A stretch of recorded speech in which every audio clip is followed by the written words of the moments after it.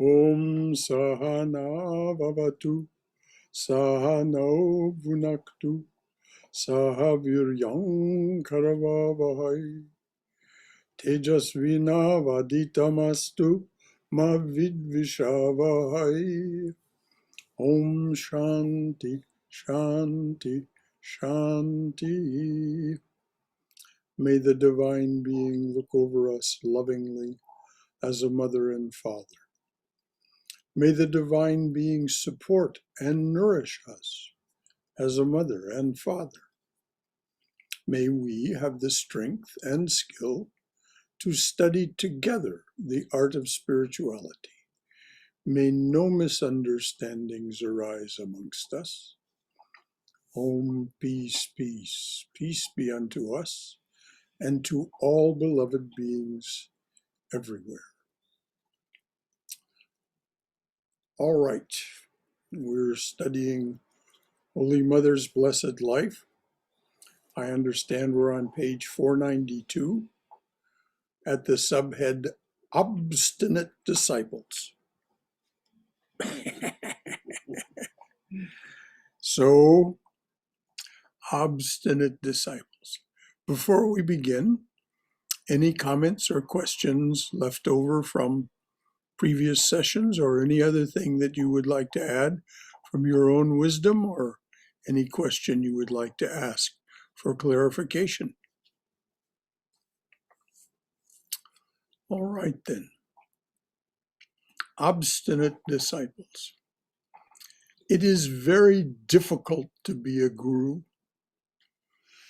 All disciples are not obedient, respectful, loving, and considerate. Some are obstinate, selfish, complaining, and demanding.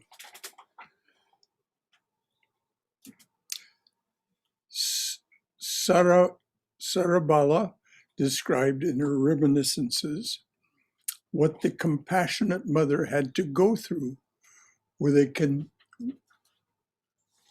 an inconsiderate woman devotee.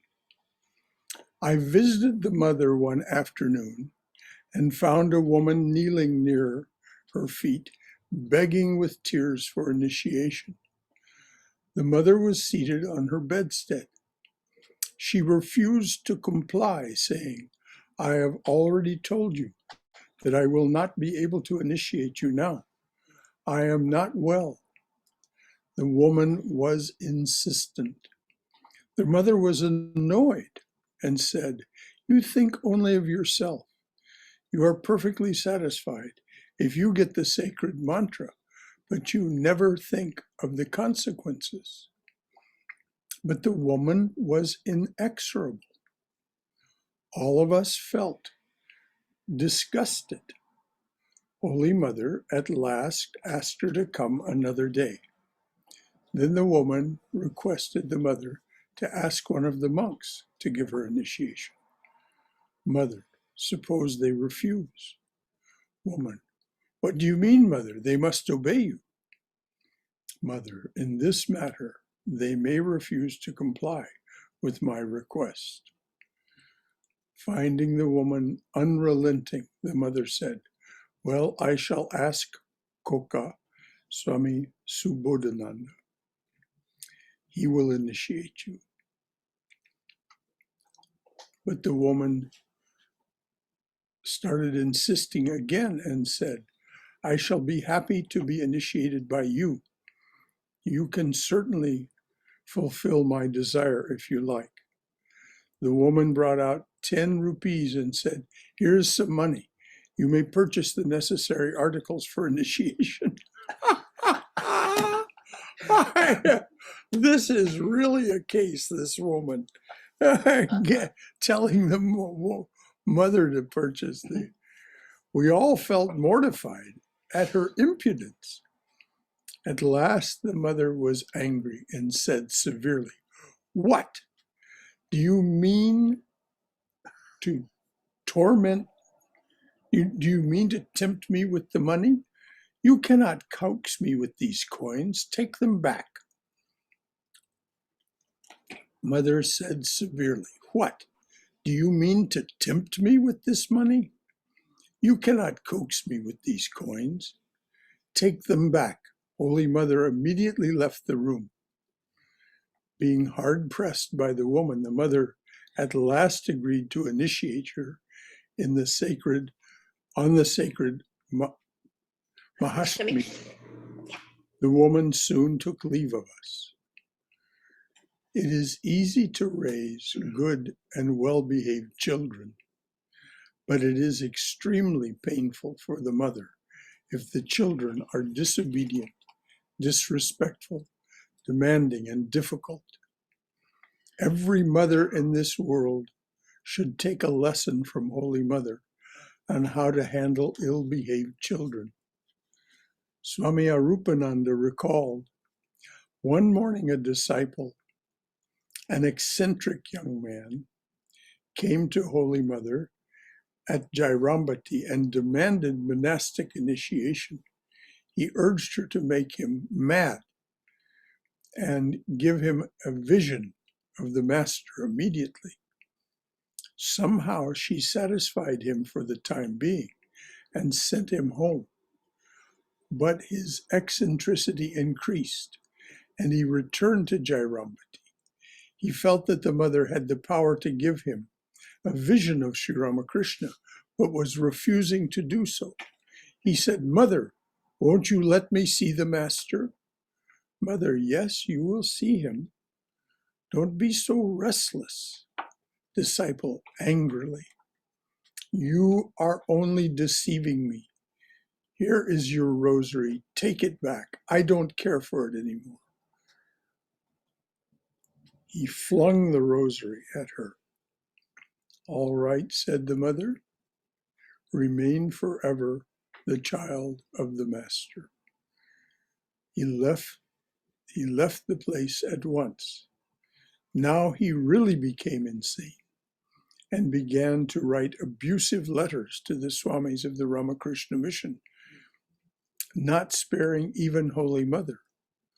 One day I asked the mother, did he return the mantra with the rosary? Can anyone ever return the mantra? The mother replied, can that ever be possible? The mantra is a living thing.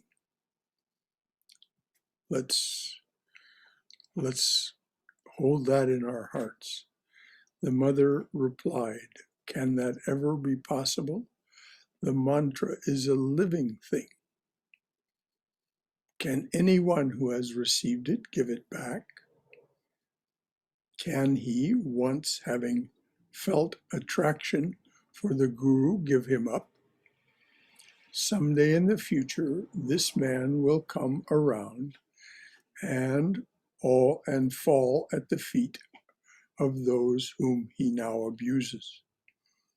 He once said to me, Mother, make me mad. Why, said I, why should you be mad? Can anyone without committing many sins ever be mad? This devotee again began to visit Udbodhan house, but was rebuffed by the Swamis. He lived on the bank of the Ganges and sometimes took his meal on the outer porch of Udbodhan. One day he was taken to Holy Mother with her permission. Trying to pacify him in various ways, she said, the master used to say, at the time of death, I shall have to stand by those who pray to me. These are his words. Please let's hear those words again. Mother said, the master used to say, at the time of death, I shall have to stand by those who pray to me. These are his words. You are my child. What should you be afraid of? Why should you behave like a madman? That will disgrace the master. People will say that one of his devotees has become mad. Should you conduct yourself in a way that discredits the master? Go home and live as others do. Eat and lead a normal life. At the time of your death, the Master will reveal himself to you and take you to him. The devotee was consoled by the mother's words and gradually regained his normal state of mind. So, are there any questions or comments from your own wisdom and your own experience about what's been read?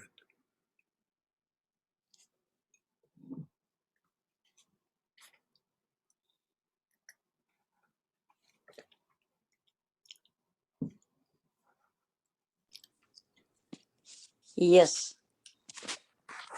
Yes, Tribuna. Yes, these words that at the time of death, Thakur comes, that has been experienced in our home.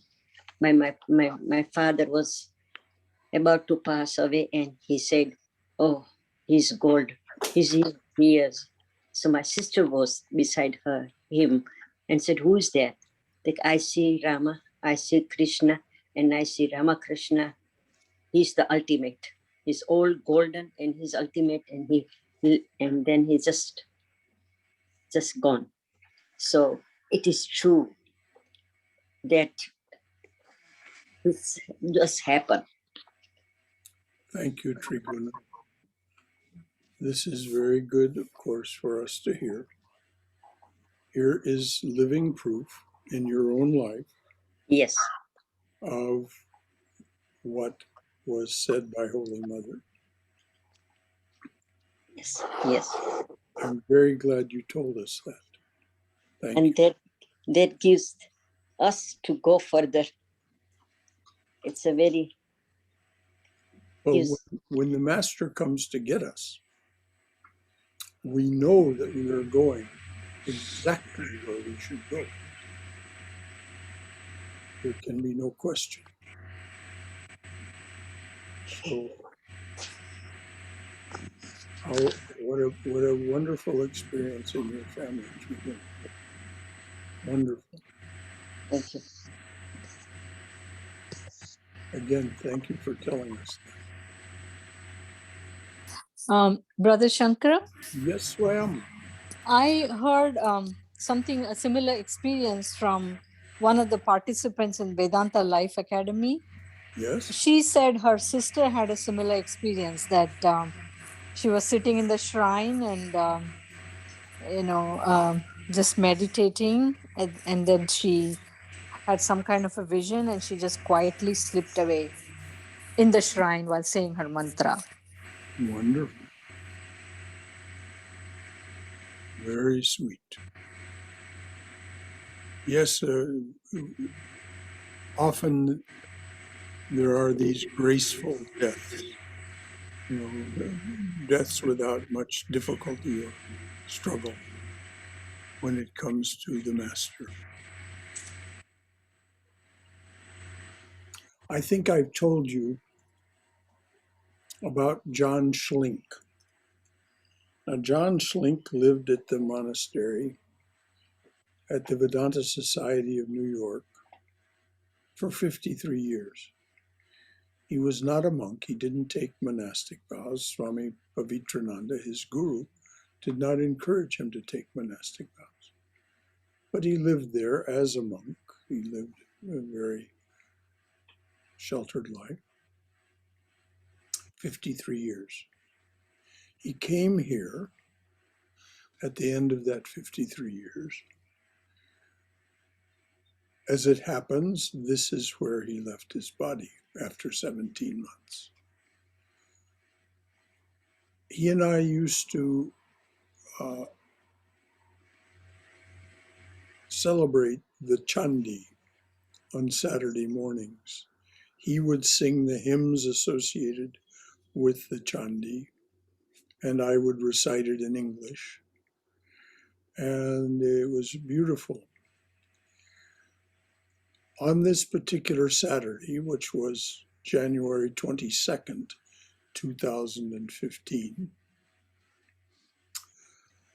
at the end of it, John was singing a song to the mother, asking her to take him on his lap, on her lap, asking her to take him on her lap. Tears were streaming down his face. So sincere and so moved was he by this thought of the mother taking him. The very next day, at 7:30 in the evening, he had a massive stroke.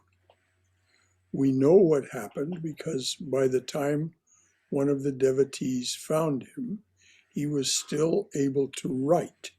He was not able to speak. Of course, as soon as he was found, and it was clear he wasn't able to speak, 911 was called. But he asked for some paper and a pencil. And he said, I fell at 7:30. And then, completely characteristic of John, because he had been fixing his dinner, he wrote, please put the beans in the refrigerator.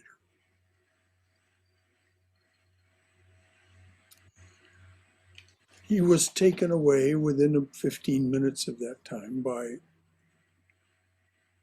the EMTs, the emergency medical technicians, and he was taken to Grady Hospital to their trauma unit. The devotee and I followed him there. And when we got there, and they finally let us in, it took some talking to different officials before we were finally able to get into his room. But on the way there, we were told by two trauma unit physicians separately. We saw them separately as it happened. Each of them said the same thing to us, that they had never seen such a massive brain hemorrhage, and it was utterly unrecoverable. So, of course, we went in the room, and one of us sat on one side and one on the other, stroking his arm and reading the Gita to him and so on. At 11:45, I know because I was sitting on the side of him where the clock was on the wall just above. At 11:45, this shudder started in his feet, and it just traveled up his body. And by the time it reached his head, and there was no longer any shudder in the body, you could tell he was gone. And I think the mother answered his prayer. The mother took him. I mean, he was a mother devotee.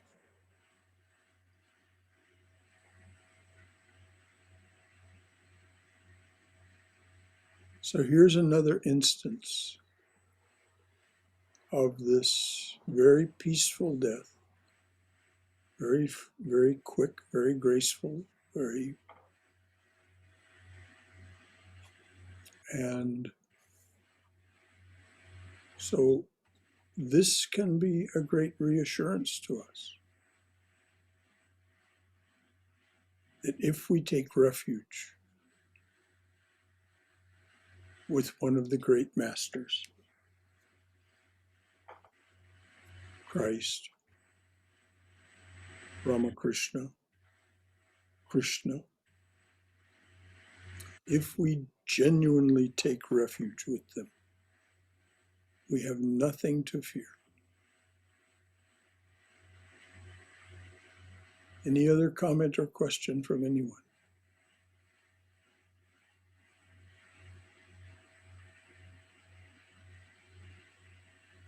All right. The next subhead is Holy Mother's omniscience Holy Mother's omniscience, as in omnipotence, omnipresence, and omniscience. Holy Mother's omniscience. Mukunda Bihari Saha was a student of Scottish Church College in Calcutta. He became very close to M, the recorder of the Gospel of Sri Ramakrishna, and he heard about the mother from him, from M. One day, Mukunda approached Holy Mother, asking for initiation. Smiling, she said, "Very well, my son, come tomorrow morning." He asked, "What should I bring?" She answered, "Nothing, just a few flowers." Mukunda recalled, "The next morning I went to the mother's house with only a few flowers. When the initiation was over, the attendant monk asked me, 'Haven't you brought any sweets?' I was deeply embarrassed. The next day, after classes, I hastened to pay homage to the mother. Mindful of my embarrassment, on the previous day, I brought some sweets. The attendant monk, who had mentioned the sweets on the previous day, asked me, 'From where are you coming?' I replied, 'Straight from college.' Showing him the packet of sweets, I said, 'I've brought this for the mother.' He exclaimed, 'Silly boy, to have brought sweets for the mother without changing your clothes.' I doubt whether the mother will eat any of them. I was very sad. I went upstairs, intending only to offer pranam and then go away. As soon as I rose after touching her feet, the mother said, 'My son, won't you give me the sweets you have brought for me?' The all-knowing mother. I stood silently. The mother repeated, 'Well, my son, give me the sweets.' When she stretched out her hand, I handed over the small packet to her with great hesitation. Tears trickled from my eyes. I told her I had come straight from the college without changing my clothes. 'It does not matter,' she replied. She opened the packet, took a little sweet, and then returned the whole packet to me, saying, 'Please eat.' It tasted like ambrosia.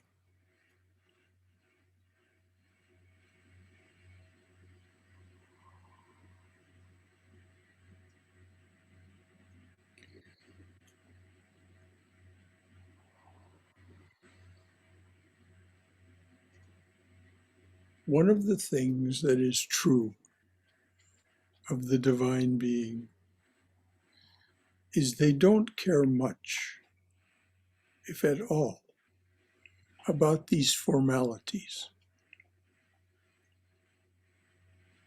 They care about our heart. They care about the quality of our intention, the quality of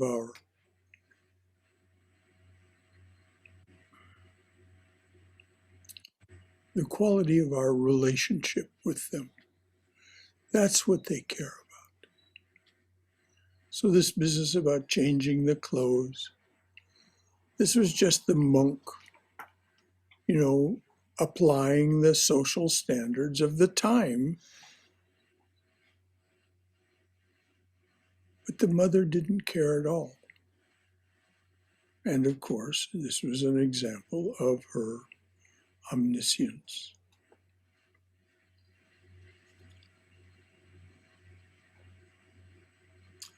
Ananda Charan Sengupta, a disciple of the mother, recalled, "During Christmas vacation, I went to visit the mother.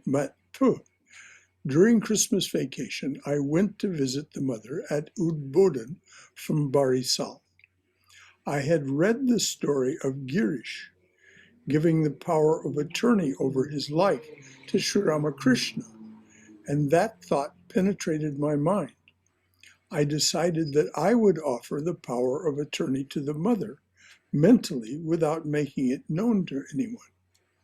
After bathing in the Ganges, I went to Udbodhan house and Swami Sharadananda asked a brahmachari to escort me to the mother. I saw that the mother was seated on the bed, dangling her feet, with a long veil over her face. Disappointed, I waited a while. When the brahmachari asked me to finish pranam quickly, I bowed down, putting an apple at her feet, and mentally said, Mother, please accept the power, please accept the power of attorney over my life.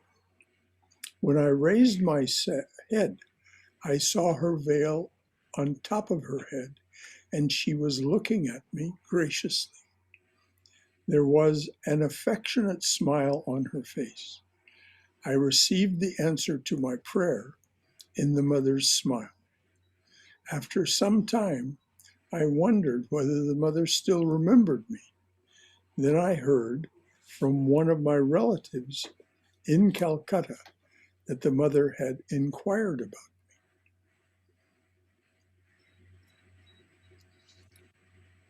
So here are two instances. There are many more. Chaitananda selected these two because of their power. But if you read Swami Gambirananda's biography of the mother, you'll find many more examples of this, and also a book, I believe the title is something like Holy Mother and Her Disciples. And it's the reminiscences of many of the devotees. And we find many more instances of this omniscience. And also, I mentioned the other two big O words, are omnipresence and not so much emphasis on the omnipotence. She always deferred that to the master, to Sri Ramakrishna. But there were instances in which she appeared to people in what appeared to be her complete physical form, hundreds of miles from where she was nominally living. So in one case, she saved someone's life, actually physically saved their life. I don't remember the details just now. Any comments or questions before we move on to the next subhead?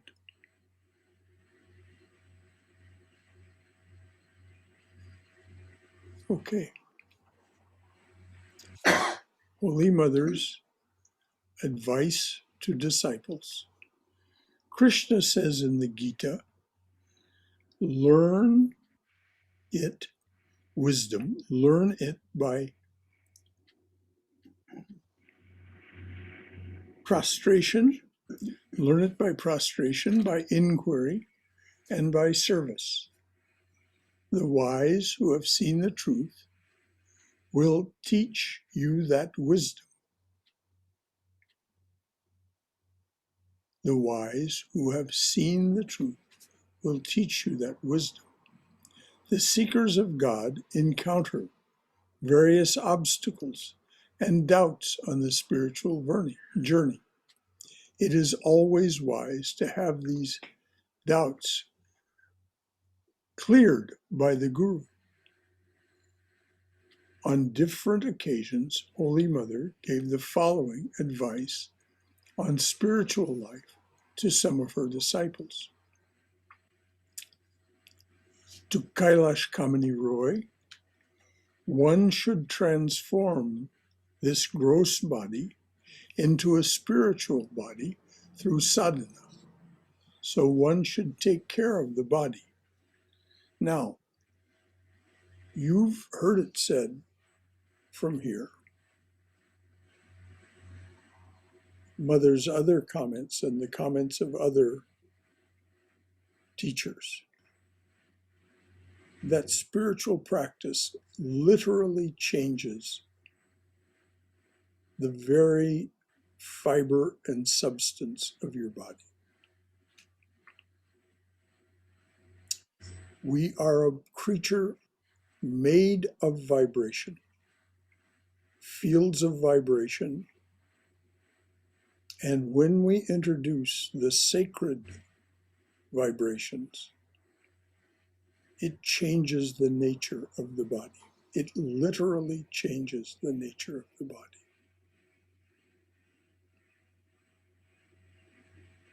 Now, I know that doesn't sound scientific,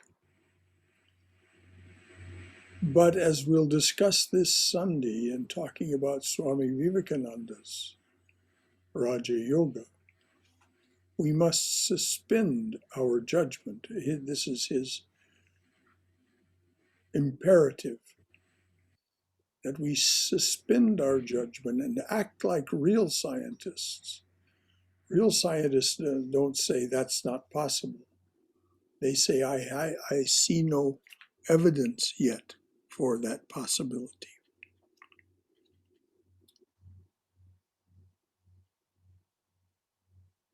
The evidence is there in the lives of others, and it can show itself in your own life as well. Any comments or questions about Mother's remark?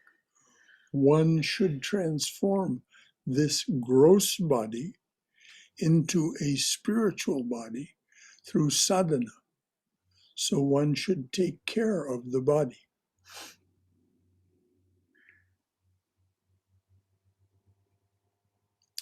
Okay. To Swami Avyaktananda.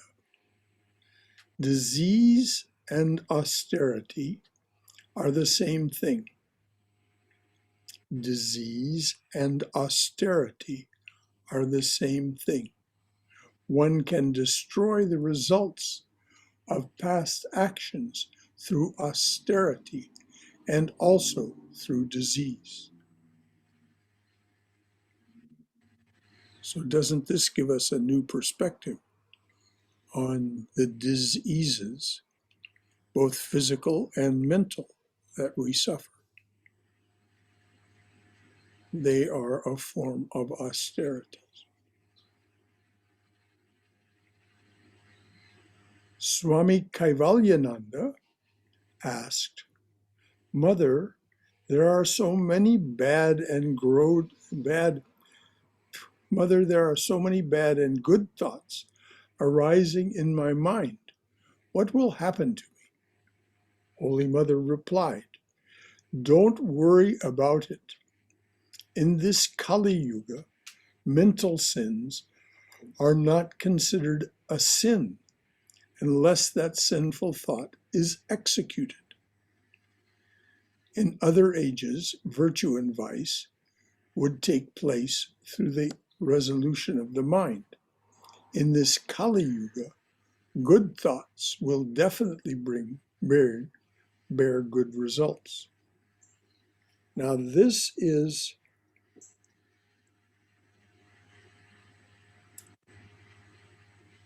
so very important to us because of our tendency to recriminate with ourselves, in slang terms, beat ourselves up about our bad thoughts. So Swami Kaivalyananda said, bad and good thoughts arise in my mind. What will happen to me? Holy Mother replied, don't worry about it. In this Kali Yuga, mental sins are not considered a sin unless that sinful thought is executed. In other words, if you can restrain yourself from acting out that inauspicious thought, there is no harm, particularly if you can then simply release it. Simply just let it go.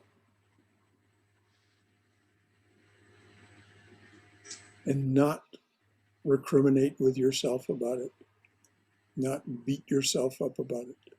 It's just the nature of the mind in the Kali Yuga to reflect the darkness that is around us.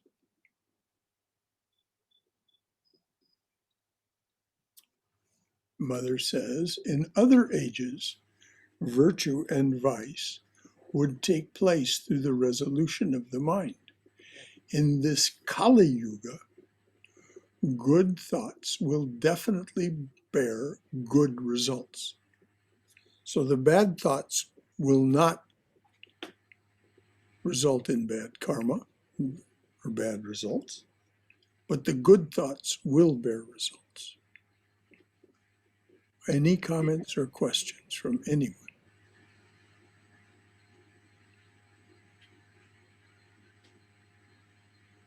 Okay. Just absolutely inspiring, Brother Shankara, the last few minutes of reading and comments. Thank you.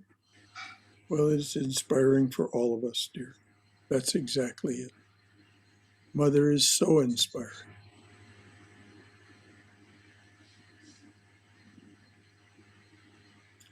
Nalin Sarkar said, Mother, my mind does not always like to practice japa and meditation. Sometimes I like it and sometimes it's distasteful. Holy Mother responded, as there is a dark fortnight and a bright fortnight, so is the condition of the mind, sometimes good and sometimes bad. This is the law of nature. Whatever be the condition of the mind, never give up your habit of sitting for meditation in the morning and evening. Sometimes the mind does not like to sit for meditation, even when the mind is in good condition. Again, sometimes it becomes absorbed despite a restless condition. It is hard to say when the mind will get absorbed in God. And for those who have been practicing for a long time, that can be seconded absolutely from experience. You simply don't know. At one time, I was coming to the Hollywood Temple every morning between 6:45 and 7 a.m. in the morning. And I was there for the morning arati, the morning worship service. And then many of us would stay after the service and sit for some time before breakfast.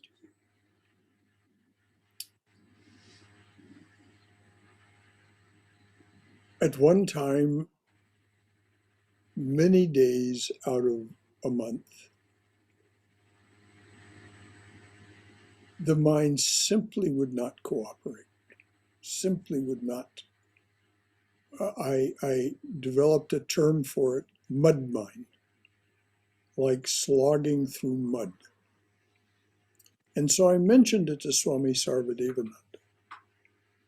And Swami Sarvadevananda said, pay no attention to it. Just keep coming, keep sitting. It will pass. And of course, he was right. But it came back and still comes back from time to time.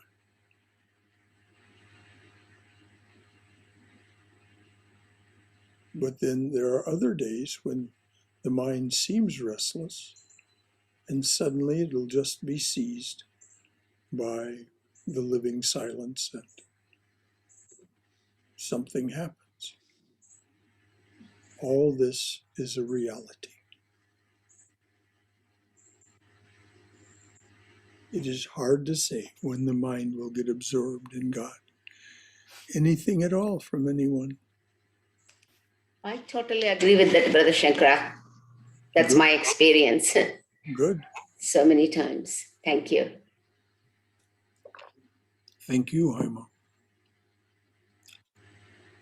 Yes, it's so critically important to just keep on keeping on. The old gospel song, hold on to that plow, hold on, hold on. Hold on to that plow, hold on. You'll never learn how to plow a perfect furrow, a lovely, perfectly created furrow, by doing it a little bit one day, another day, and then letting another day go by without practicing.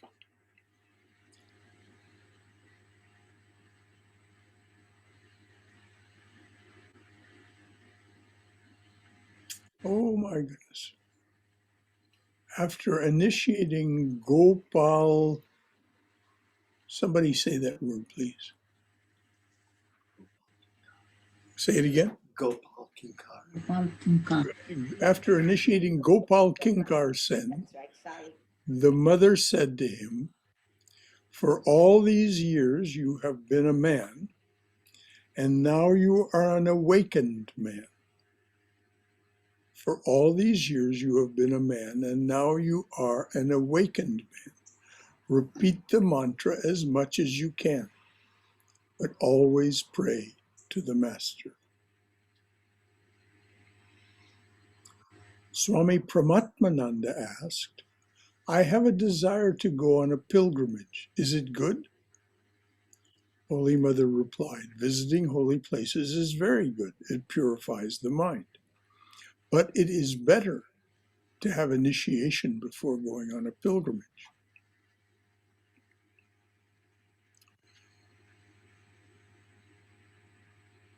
Because, as she just remarked to that other person, it awakens something in you. You may not be aware of it immediately, but it awakens something in you. And so that being awake, you're more able to take advantage of the purification in any moment, especially in those moments when you visit a place of pilgrimage, a tirtha.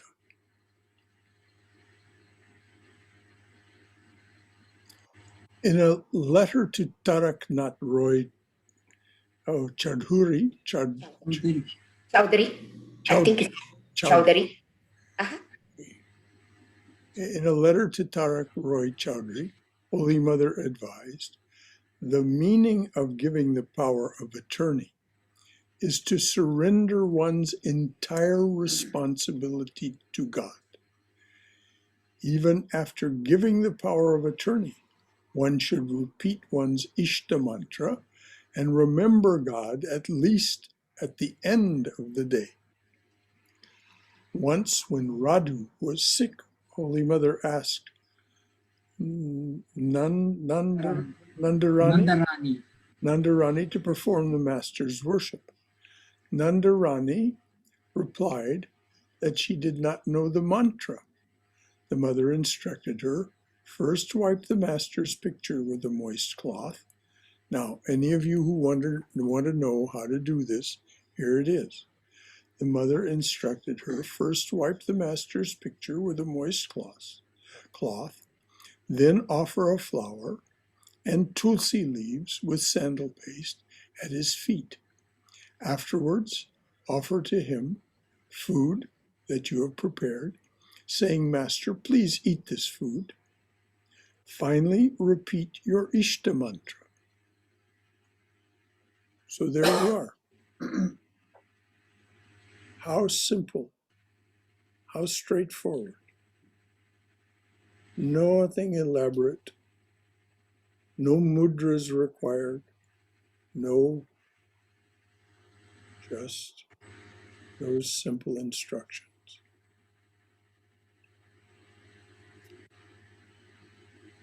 Swami Varadananda came from Kaligat with a vermilion mark on his forehead. He looked very handsome with his fair complexion, ochre cloth, and the vermilion mark. After Varadananda bowed down to Holy Mother, she looked at his face and remarked, "The master used to say, one should not exhibit the mark of one's religion outside." He actually said to someone who came to see him at Dakshineshwar and had marks on his forehead, the master said, "Oh, I see he is branded."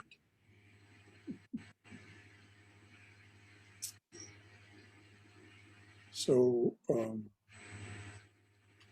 this is the master's instruction. One should not exhibit the mark of one's religion outside.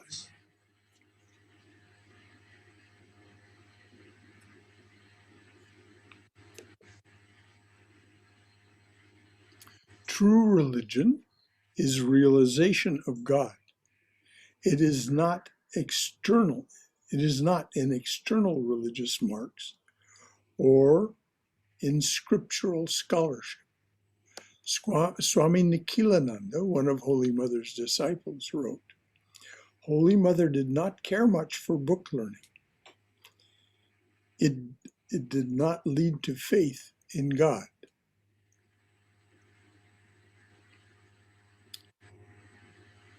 Let me start that again. Swami Nikhilananda, one of Holy Mother's disciples, wrote, "Holy Mother did not care much for book learning if it did not lead to faith in God and love for Him." "Does one get faith," she asked, "by the mere study of books? Too much learning, too much reading creates confusion." And this is true. This is why in the early 1970s, I was so anxious to have a teacher because I'd read and read and read and read. I'd read so many books. And of course, they all say slightly different things. This way, that way. Do this. So I wanted someone who could say clearly, this is the way. Do this. And so that prayer was answered in February of 1973 by Swami Prabhavananda, drawing me to him through one of his disciples, Ilyana.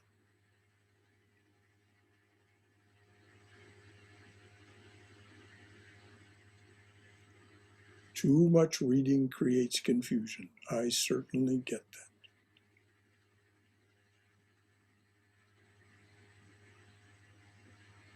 These days, there's basically just 3 books: the Gospel, the Gita, and that book, Love Poems from God.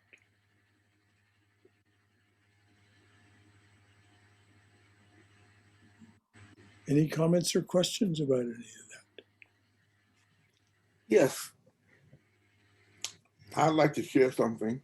Yes, please. That we just talked about a few minutes ago, about some mornings you wake up and the mind doesn't allow you to meditate. Mm-hmm.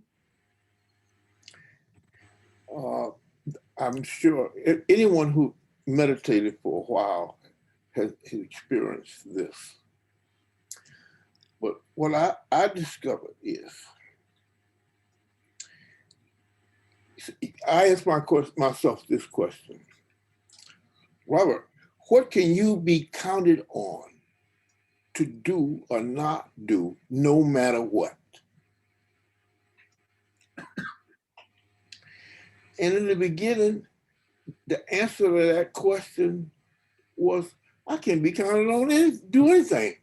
Because if I can allow the mind to stop me from meditating, it can stop me from doing anything that it wants me to do, whether I want to do it or not. Oh, Robert, thank you for saying that. Yes, exactly. Okay? So I found that what helped me the most was to attack the mind, but you cannot attack the mind directly. No, it'll just attack you back. Right. So what I do is I punish it. I say, okay, you don't want me to meditate, then you're gonna do this. And it's this is something that I know it does not want to do. Mm-hmm. So I give it alternatives. Now, if you want to make me do this, then I'm going to make you do that. And we can come to an agreement. Ah, yes. We can come to agreement and we can exist together. And once we can exist together, now we can talk. And if we can talk, then we are communicating. And Robert, this is beautiful. And if you can establish a communication with your mind, then it no longer is a dictator to you. You're now on equal level. And if you're on equal levels, if you're able to gain that, then you also are capable of gaining control over the mind. And this is what I'm talking about. Is not easy. No, it's not, Robert. It's not. But what you have described is the absolute core and kernel of karma yoga, of offering this business of offering. It's a way to control the mind, to make it offer everything. After a while, it becomes cooperative. As you say, it will work with you. Right. And for those of you who want to know more about this from a scientific perspective, please read Jill Bolte Taylor's new book, Whole Brain Living. Whole Brain Living. She says we have 4 characters in our minds. The 4 characters are represented by the left brain limbic system, the left brain cortex, the right side limbic system, and the right brain cortex. She says there are 4 different voices there, 4 different characters. And you need to do exactly what Robert talked about. Get them into conversation, particularly the two cortices, the 2 cortexes. And I have one other point to make about that, then I'm finished. If you allow the mind to stop you from doing anything, what you're doing is giving it strength and power. Mm-hmm. The more you allow it to stop you, the more power it gains, because now it knows it can stop you. And once it knows that it can, it will. Mm-hmm. Amen, Robert. Thank you so very beautifully said. No, you have to assert the equality of the other aspects of yourself. There cannot be a dictator, and the left mind will be a dictator, as you pointed out.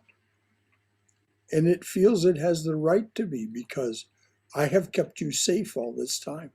It has all these rationalizations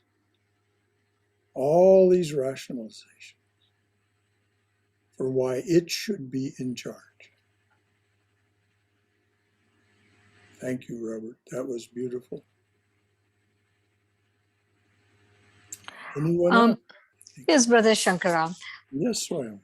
how do we then find a balance between allowing the mind to rule and pushing back to the point that it resists? I think Robert said you can't attack it frontally. You have to say, okay, if you're trying to prevent me from doing this, then we're going to do this. And it will attempt to resist, but you overcome it. And it is, Swayam, this is where your own mind becomes your guru. And it's the totality of your mind, not just the left mind. The totality of your mind, as Robert said. So you have to find out for yourself where this balance is, where it is that you can establish a conversation, a communication, as Robert said, with that aspect of yourself. It's like buying property. You go out and you see all of this property, and the prime property you may not be able to afford. So you look and you find some property that you can afford, and you confiscate that, you purchase that.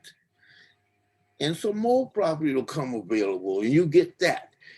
And after you have gained a certain amount of property, the real estate people see that you are gaining property here. It's this person is someone to reckon with. So I have to deal with them. I have to negotiate with them.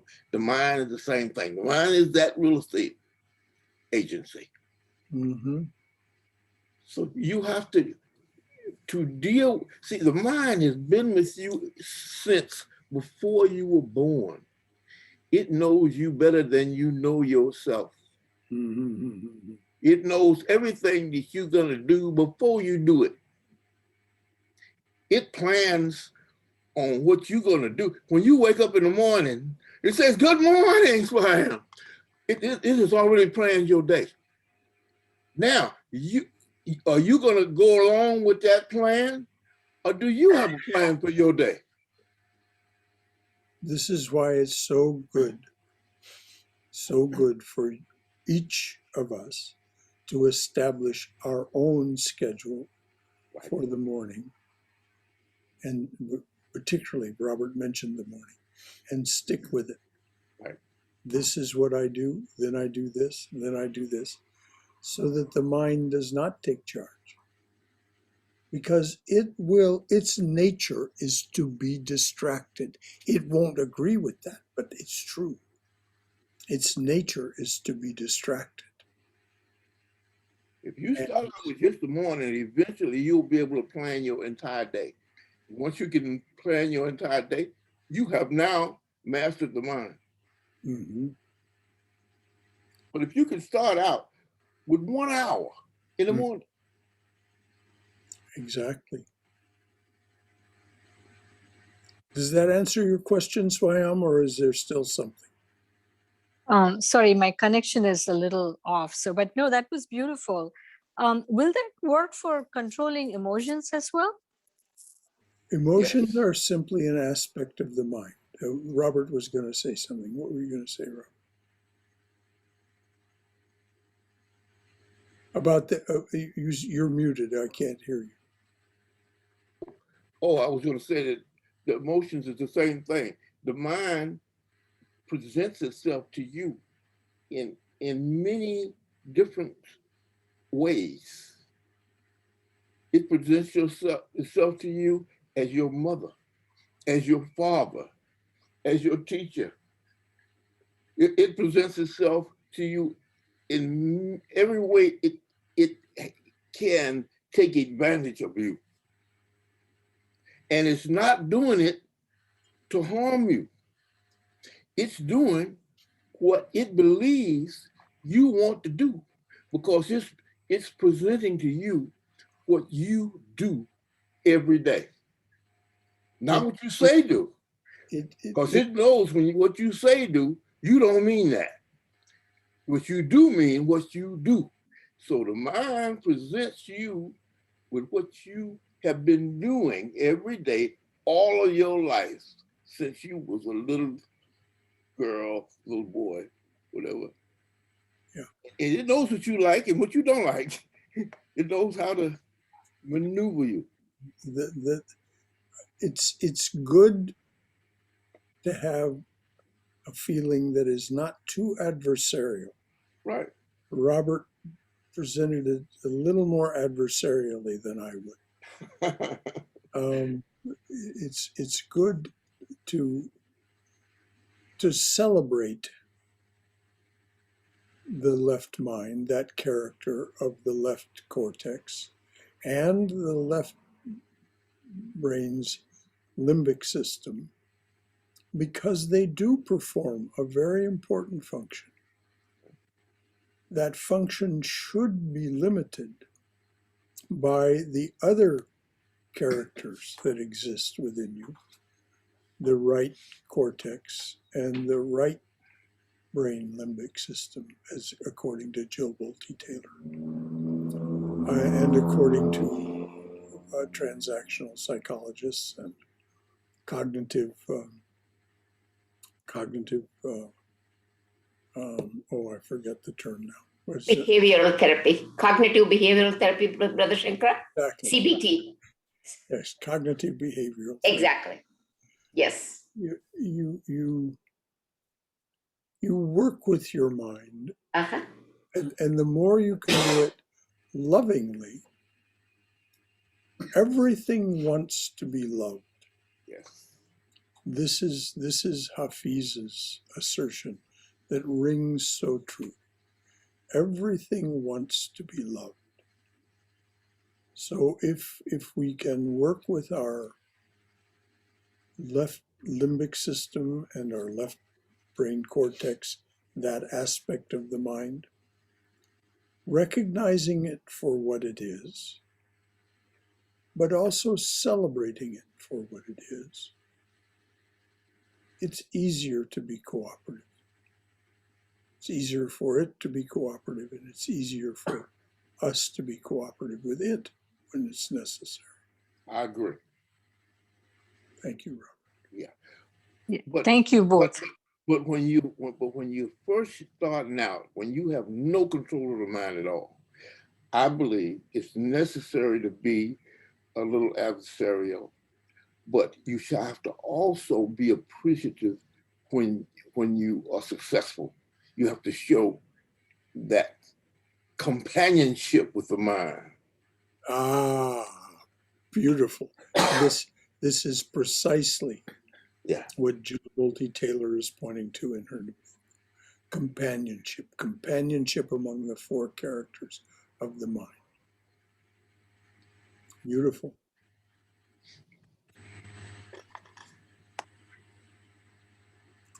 Well, it's already after 9 o'clock. So this has been a wonderful discussion. We'll pick it up there next week. As a matter of fact, I think we'll go back a little bit and pick it up. Any final thoughts or comments or questions from anyone?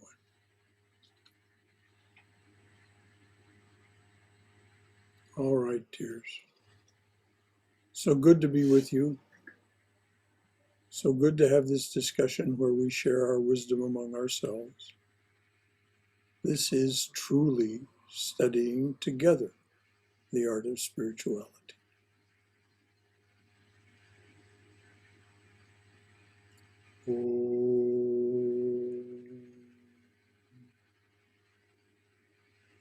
Om Asato Ma Satgamaya.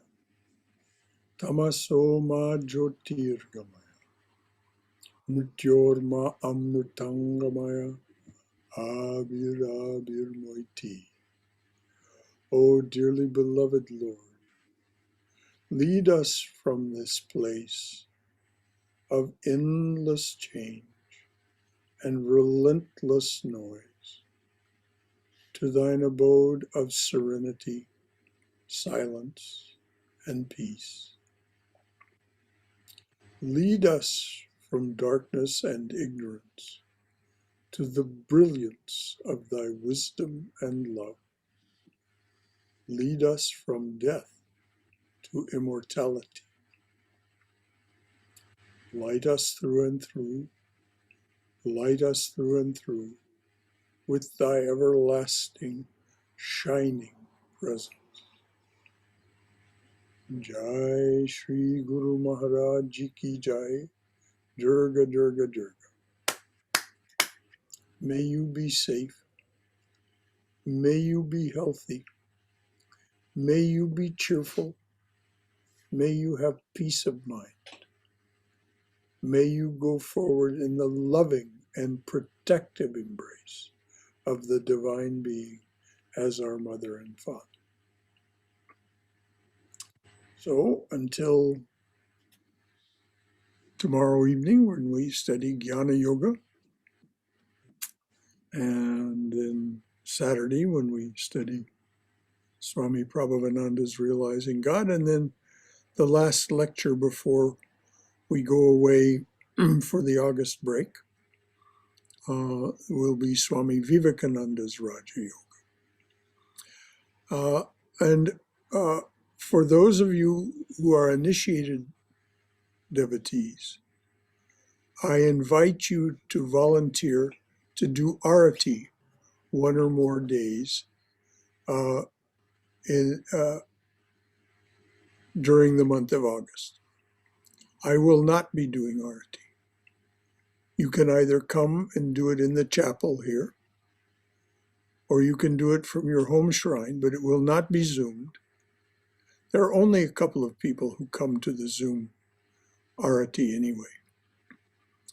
So for the month of August, that will simply not be available along with everything else, though we do want to continue the evening arati. So I invite you, and there'll be something in the newsletter. It's already on the website, I believe, and on the Facebook page, a way for you to sign in and volunteer. Of course, it must be initiated disciples who have taken Diksha. That's just how it goes according to the Ramakrishna orders. And if any of you want to discuss that with me, please just give me a call. So, until we see one another next, any final thought or question from anyone? All right. Thank you, Brother Shankara. Thanks. A great good night to you all. Thank you all. As always, it's such a joy to be with you.